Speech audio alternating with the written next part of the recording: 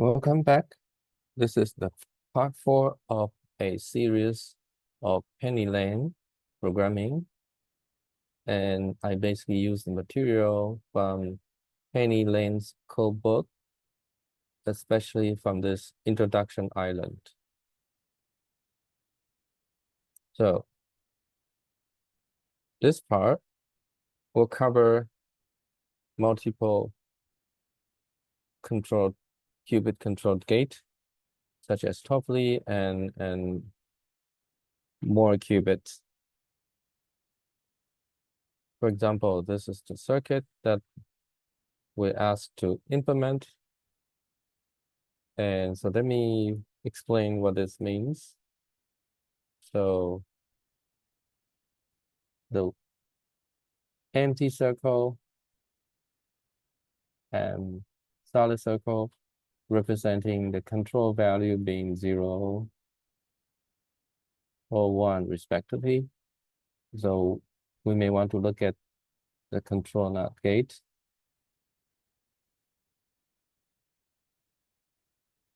Usually we would write in terms of math would be if it's 0, then I apply identity. If it's 1, then apply the NOT. So this is the conditional value here.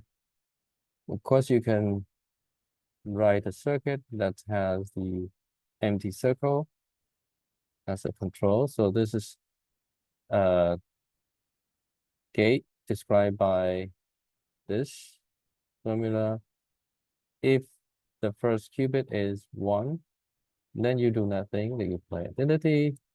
If it's 0, then you apply the X gate. And this can actually be implemented using the control NOT by inserting X before and after the control. Okay, and you can easily verify by applying the X to the left, to the right, and control. And you see that this get flipped to 1, this get to 0. So this means that this particular 3-qubit control gate, 3-qubit means 3 qubit used as control and 1 qubit as a target. So I should say it's a 4-qubit control gate, but with 3 qubit being control and 1 qubit being the target, can be implemented by the 4-qubit control gate with all solid control, but you insert the X before and after the empty circle control. Okay. These kind of gates are called multi-control X gate. Okay, let's go back to PennyLane. So we are asked to implement this circuit, and here we are allowed to use the built-in function in PennyLane called multi-control X. So this is the documentation. So this is a class multi-control X. The inputs that we need are wires, control values, and work wires. And so this explains all these things. In particular, the control values are important for us because we need to be able to change depending on the circuit configuration. Either it's empty or solid here. So in this case, this will be 0, 0, 1 being the control value.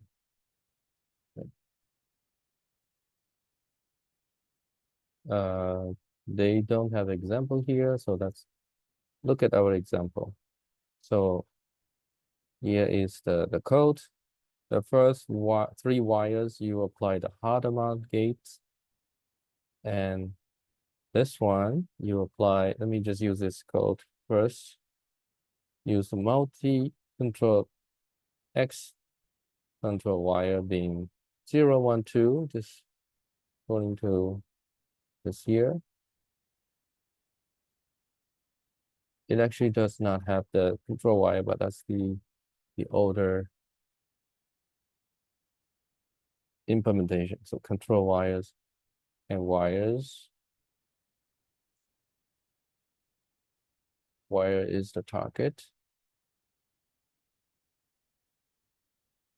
Actually, the control wire followed by a single target wire. So this here, one should probably put in all the wire values. Okay, but let's look at here. But here, this is what I wrote. Control wires and control value 0, 0, 1. And let's see, what do we get? We get essentially, we get the same circuit, the correct circuit. So there's some warning here. So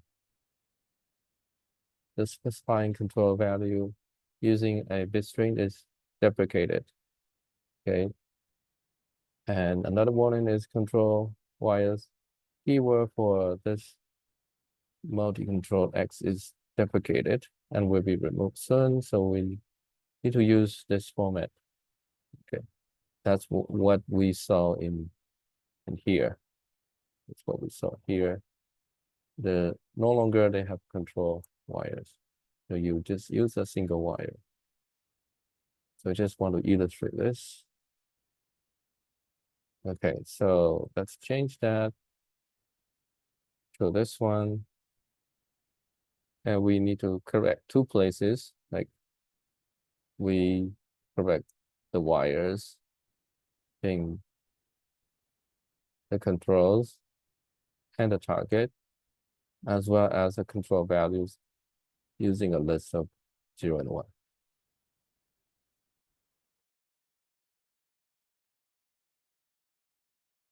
So this is the correct implementation. If you don't specify the control values, then the default would be these controls being the solid control, namely that condition on value being 1. Okay. Next, we'll consider the circuit below. Control, not gate. And you may say, okay, we could just use this. Yeah, indeed. What you could do is you use exactly this, and you don't need to specify the control value, or you specify it to be 1, 1, 1.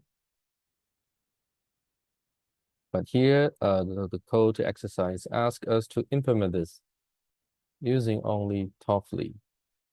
And the hint is that you need 1 extra qubit to do so. This is called auxiliary qubit. And the auxiliary qubit will start with 0 and end with 0. So that's make a copy of this diagram.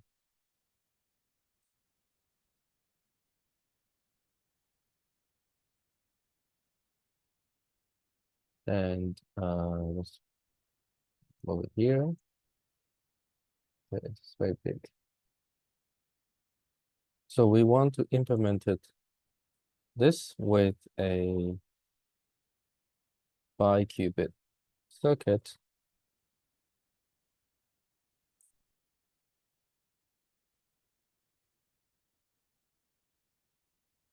But we are only allowed to use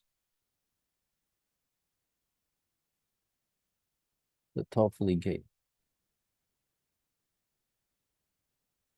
So meaning 2 control and 1 X at the end. So how do we do that? This is extra qubit that we need So we have A, B, C, and 0 here. And we want to flip this target. Okay. One can do is using this. So if we want, we can use Toffoli, and since this is a working qubit, so you just flip that to 1 if both of A and B are 1. So this will flip to 1. Let's just assume it's 1, and that's work to see how we can flip this one here. Okay. And this case is we also require this being 1. Suppose this is 1, and then we can use Toffoli like this. Like if this is 1, and this is also 1 because this was flipped, right? This was flipped by this knot. So this would activate this Toffoli and then would flip this. However, this is already flipped to 1. We need to correct that. So we can just apply the reverse of the Toffoli, which is itself. And therefore, this allows us to move this back to 0. Okay, this is assuming all the input of ABC are 1. So this would 0 get flipped to 1. Okay. So at least we construct a circuit where the input of all these ABC being 1 will flip the target. And in order to make sure this is Toffoli, we need to check if any of these are 0. Like, for example, A is 0, so it will not activate this Toffoli, right? And therefore, this ancillary qubit will never be turned into 1. And this Toffoli will not be activated. Right? So if this one is 0, this the same conclusion, right? Both will not be activated. If C is 0, this one will not be activated. So we have checked all possibilities, right? So this is how we implement the 4-qubit Toffoli gate using 3-qubit Toffoli gate. So now let's implement that.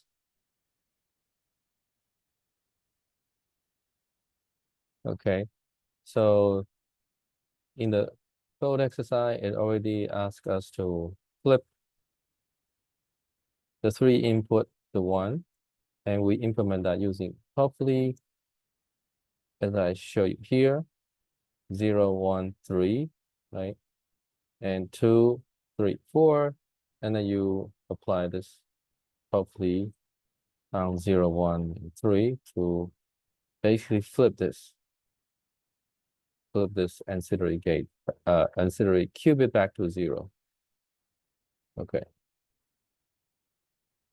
And we return the state.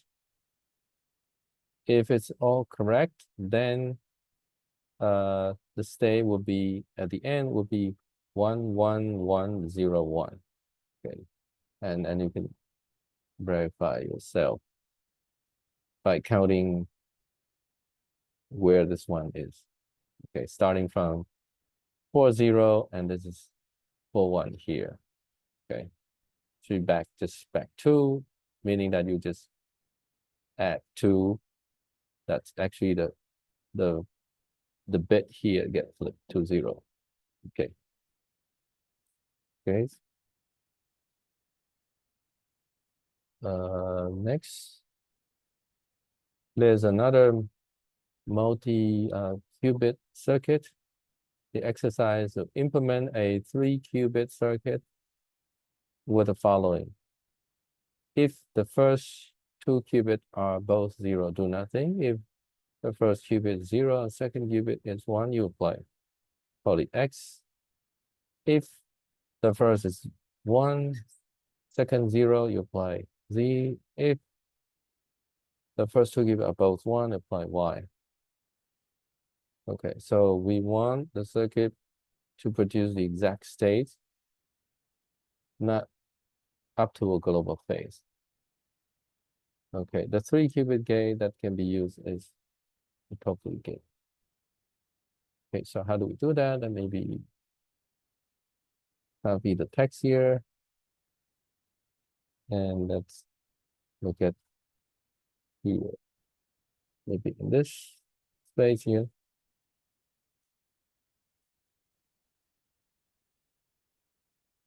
Okay, so we have 3-qubit,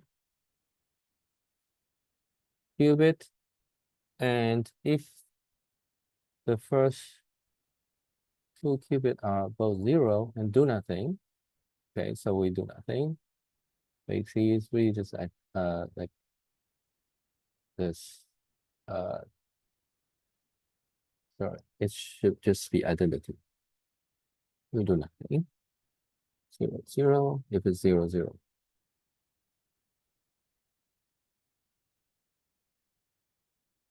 We do nothing. And here, if it's others, we also do nothing. Okay, be identity.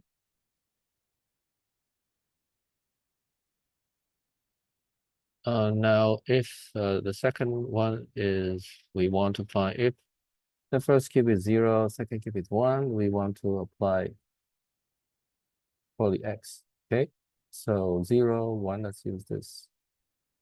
And we want to apply X. Okay, but X, this is the same as this symbol here. Okay, so this will allow us to achieve that. The third condition we want is if the first qubit is 1, second 0, we apply poly Z. Okay, but we are only allowed to use Toffoli. Toffoli basically is control X. So that's first convert the Z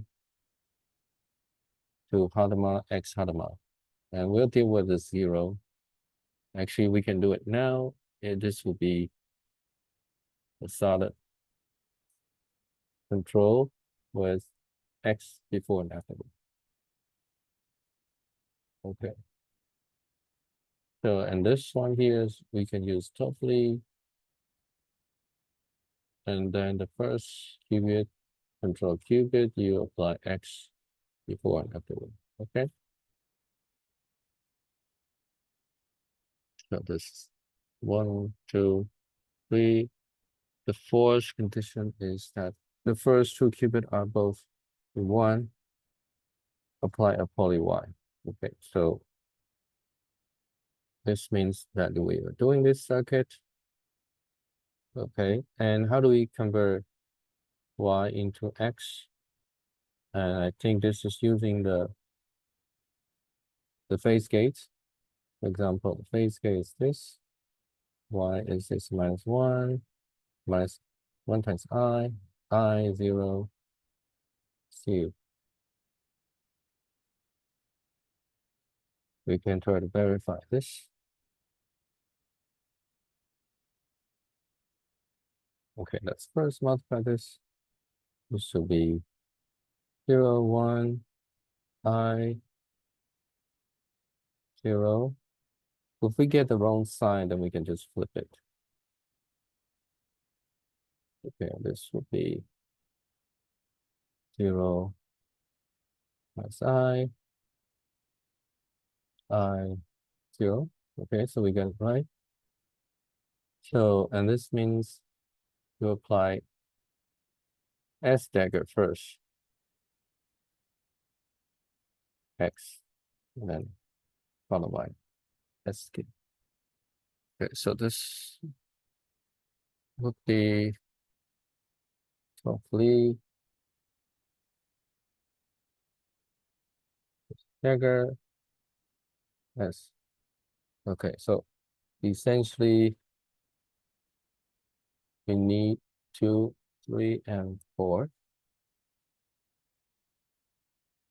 Let's go back to our notebook. and take a look at the implementations.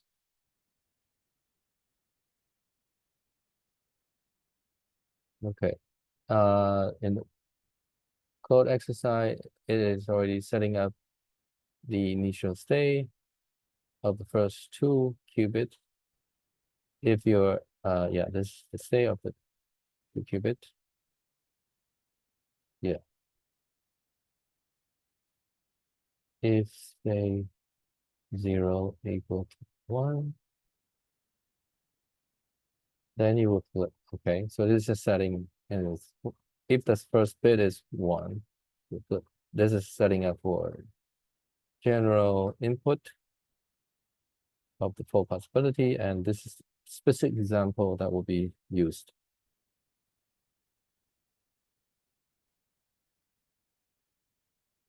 Okay, and this is set up initial state of the 3rd qubit using minus. Okay, so it's this 3rd qubit is set up so we can see the effect on output. Okay, setting up as minus. So to set up minus, we use poly X and then followed by the hardware.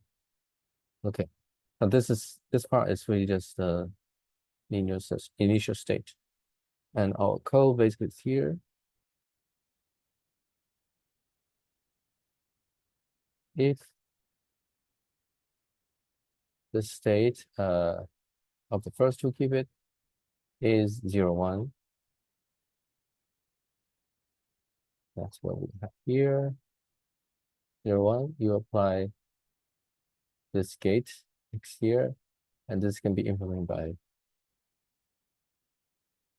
X gates on the first wire 0 before and after the Toffoli gate. Yeah, so this is here. The second one, if the first 2 qubits is 1, 0, you apply Z to the 3rd qubit.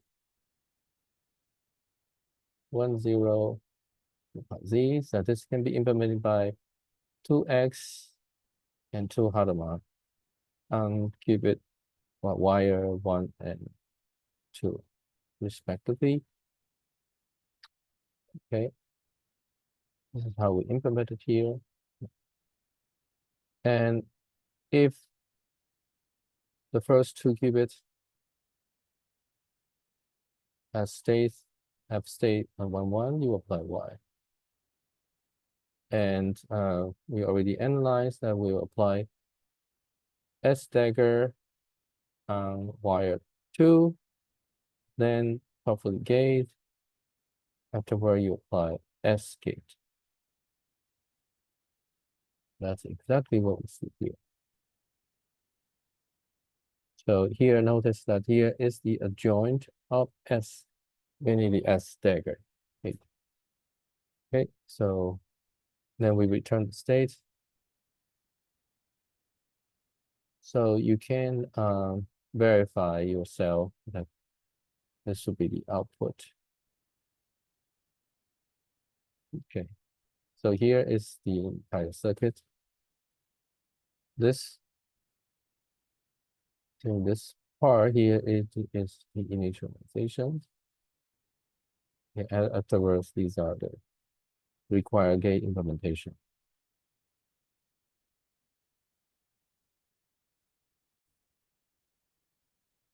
I think we still have some time, so I also include additional material from from Hamiltonian evolution.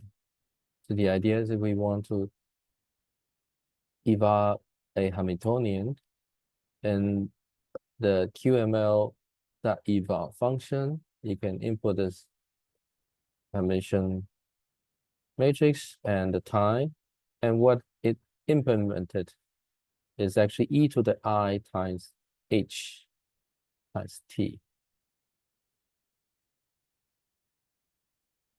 It doesn't have the minus sign that we usually use in the quantum mechanics. So maybe let's take a look at the documentation.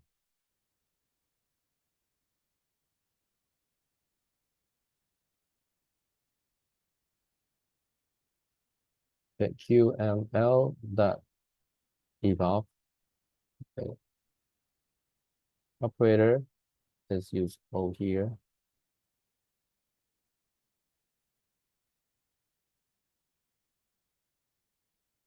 This must be okay. Operator. Actually, it looks like I need to correct my cell. There's a minus here.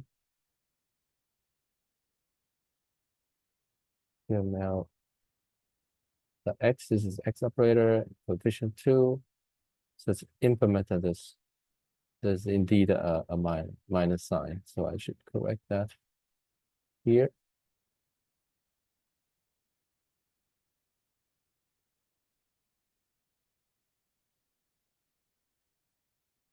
Okay.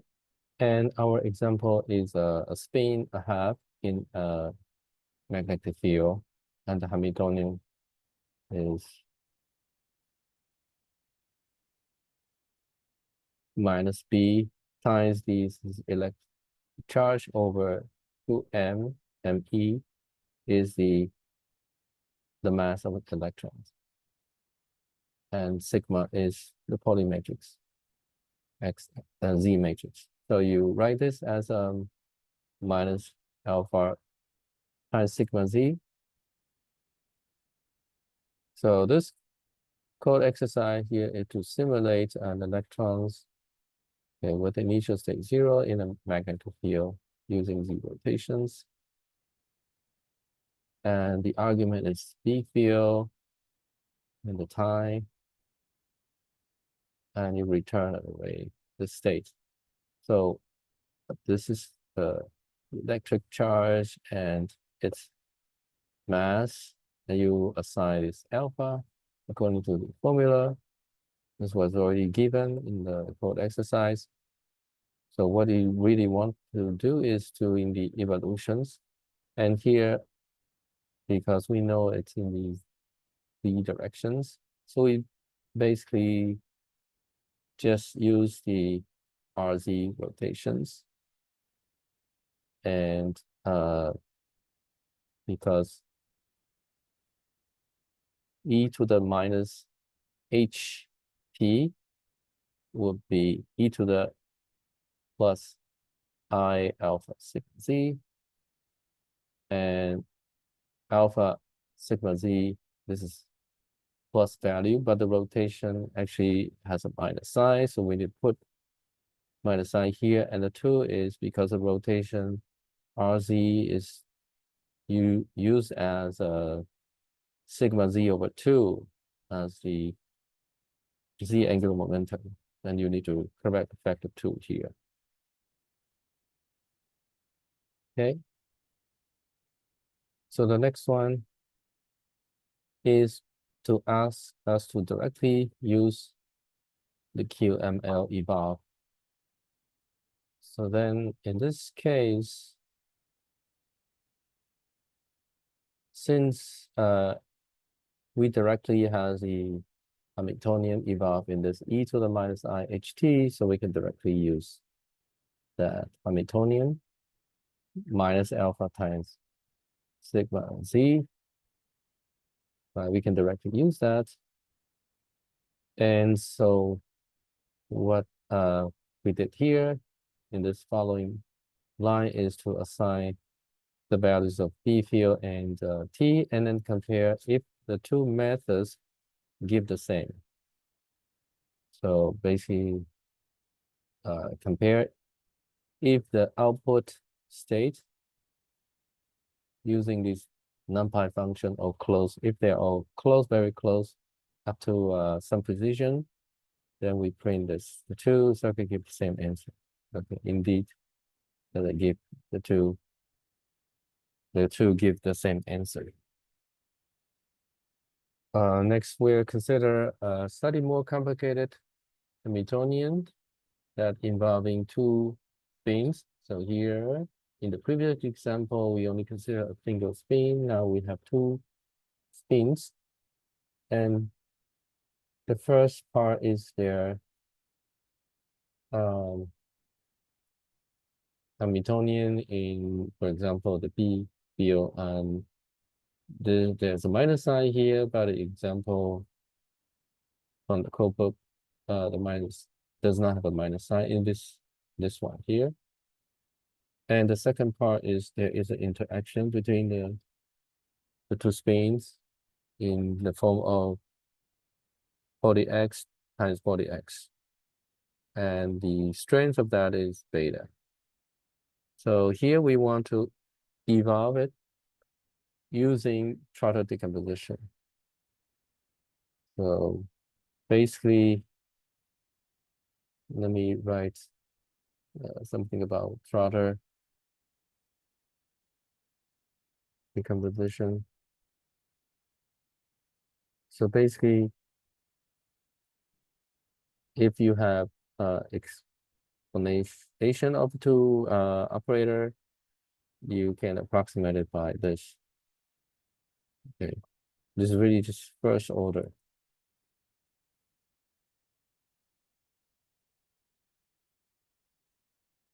And we will probably assume that there's a small time. So this is correct up to first order. This is first order Trotter. So let's go back to the code here. So we want to implement this. So we define a function to close spin x, okay, alpha, beta, time, and n. And here's number of bits. Actually, this is not bits. This actually ends the number of time step. So let me change this time step. I think this was obtained from the codebook, but let me change that time step.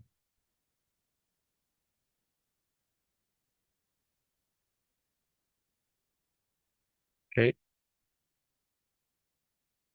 So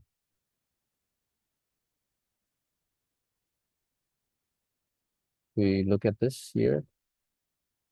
So alpha, beta, time, n. Okay. So to do that, basically we just divided the whole time. If we have this e to the a b time, so what we could do is we divide it by n and multiply by n. So that means we do these small time step.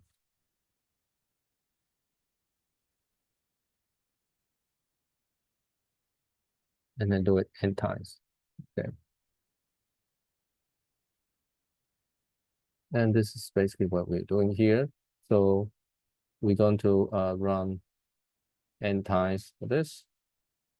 And we use these x part, we use the Ising xx to evolve. Okay, let's check the Ising.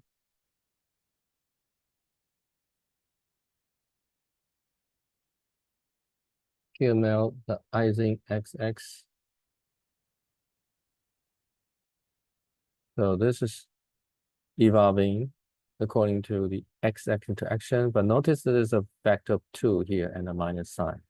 Okay. So we do the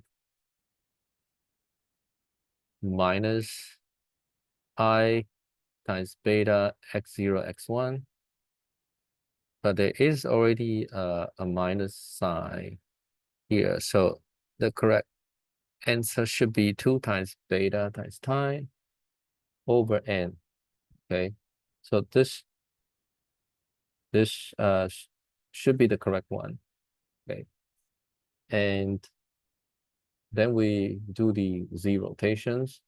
We do the z rotation, e to the minus alpha z times t, but because z rotation already has a minus sign, so we don't need to have that minus sign. And there's a factor of 2 come from the definition, similar to this.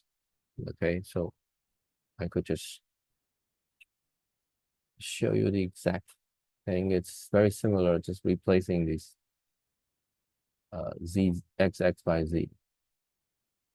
So when you are using these functions, you have to look up its definition to see the ambiguity of the factor of 2 or even minus sign. Okay. So I think the correct answer should be this. And however, in the codebook, when I did that, I used this and it didn't, the codebook didn't accept the answer. So let me comment that this is now the correct sign, but may not pass the codebook.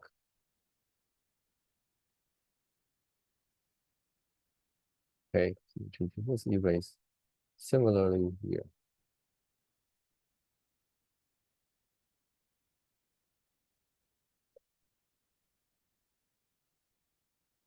Okay, and the return is the state. Okay, so we're just going to draw this diagram here with 3 repetition, so really 3 steps.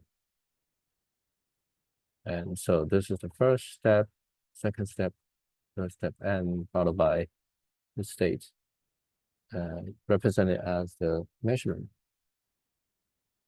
This, I guess, is another Hamiltonian, very similar, but with more interaction with J in addition to these beta XX here written as JX X0 X1, you have 2 additional terms YY and CZ. Okay, so we can first create the Hamiltonian. So to create a Hamiltonian, we use the QML dot function with coefficient and observable. So the coefficients are minus alpha, and JX, JY, JZ. So basically, is minus alpha, is input J, J0, J1, J2. Observable, you can directly translate expression of Hamiltonian to here, QML dot poly 0, QML dot poly Z1, and third term is QML poly X0 at QML dot poly X1. And the remaining 2 are poly YY, poly ZZ.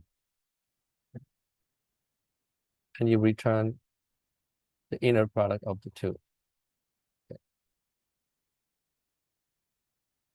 Okay, so this is to implement that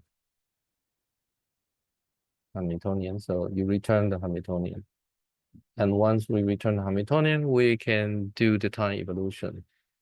And here, PennyLane has a built-in product to implement the time evolution. So let's take a look at this documentation.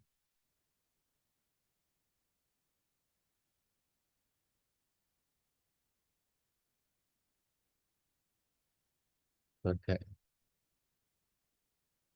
This is an operation representing Suzuki Trotter product approximation for the complex matrix exponential of a given Hamiltonian.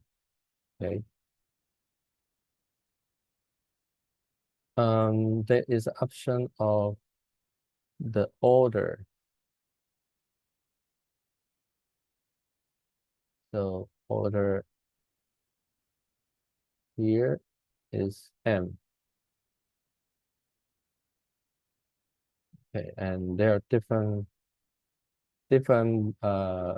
way of different expression, and this is using actually an iterative one with coefficient.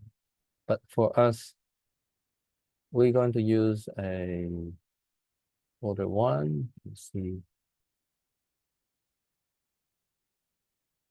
Yeah, so that we're using things similar to there. We only use order one.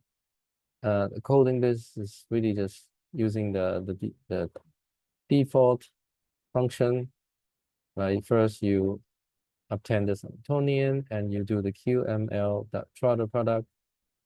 Input is Hamiltonian, and you need to be careful about the sign.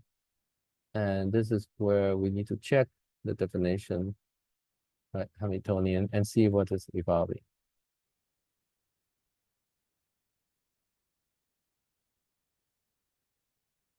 So this actually implement e to the plus IH instead of minus IH. So we need to flip the sign ourselves.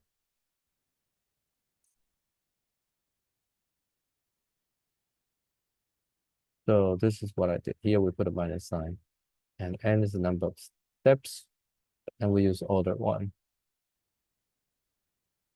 Okay, so we can draw this diagram, but we are implementing 3 steps. So therefore we have 3 blocks. The first 3 case is implementing XX, YY, and ZZ evolution respectively. And these 2 single qubit ones are implementing the external field.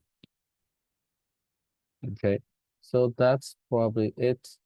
What you can do is to verify if you get the same outcomes by implementing, for example, this particular one directly, and also the one with QML's Trotter product. So I would leave that as an exercise. So maybe let me put it here.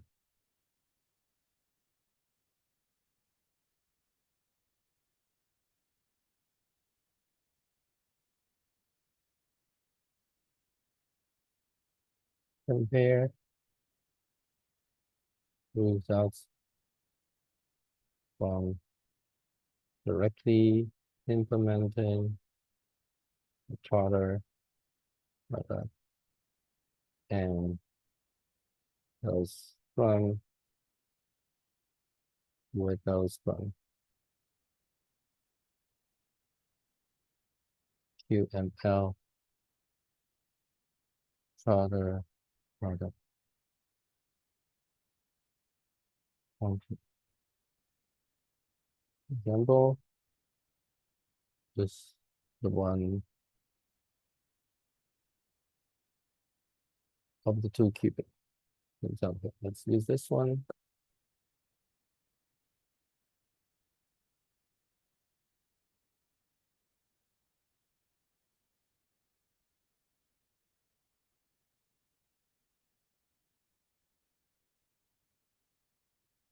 Okay, so that's it. And that's the end of the 4 parts. And I hope you have a very good idea of this island now. And I think you have enough tool that you could start exploring other parts, other islands. So maybe we'll make video in the future, but if not, good luck to explore on your own. Yeah, thank you for watching these videos.